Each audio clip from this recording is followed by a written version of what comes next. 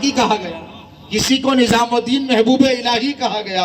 ارے جس آقا کا ذکر سرکار صابر کلیر نے کیا، جس آقا کا ذکر اولیاء اکابرین نے کیا، ارے بعد میں والے نے تو کیا، آنے والے سے پہلے نے بھی کیا۔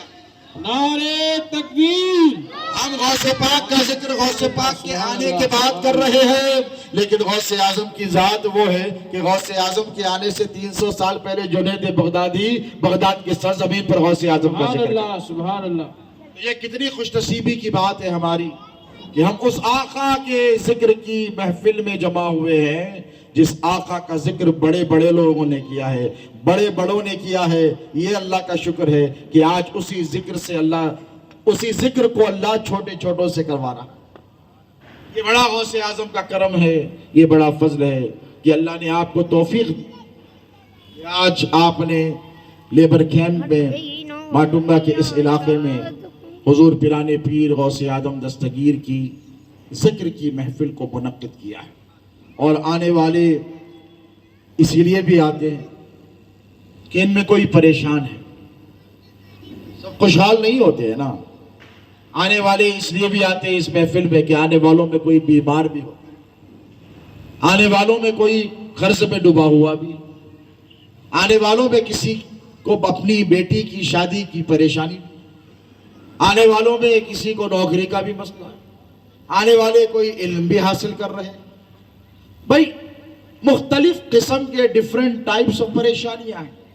خواتین ملت اسلامیہ سے پوچھو، ان کے بھی مسائل، یعنی تنخواہ بس نہیں ہوتی، مہینے کا خرچہ بڑی مشکل سے چلتا ہے، کسی کے بچے ستاتے ہیں تو کسی کی ساس ستاتی ہے، تو کسی کا شوہر ستاتا ہے تو کسی کو رشتہ دار ستاتے ہیں۔ بہرحال بیماری ہے، مسائل ہیں۔ تو اولیاء اللہ کے دربار پر آنے والے جو حاضر ہوتے ہیں سب کی کیفیت ایک جیسی بولیے نہیں ہوتی، کوئی لوٹنے آتے ہیں، کوئی لٹانے آتے ہیں۔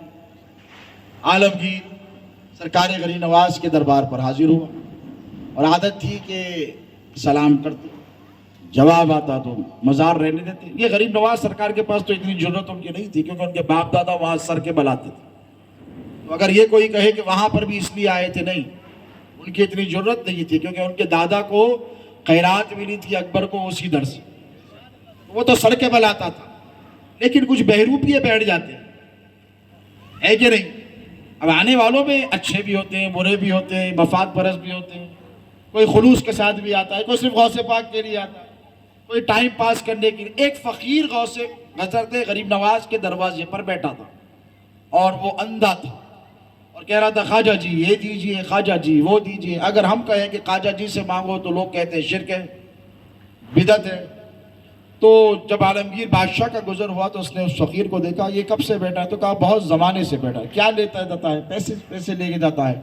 تو تلوار نکالی اور نکال کر کہا تجھے خواجہ سے مانگنے کا سلیقہ نہیں آتا، مانگ تو رہا ہے لیکن مانگنے کا سلیقہ نہیں آتا۔ کسی شاعر نے کہا تھا کہ اگر نسبت سے ان کی کام لینے کا سلیقہ ہو تو کیا کچھ کر نہیں سکتا گدائے شاہ جیلان۔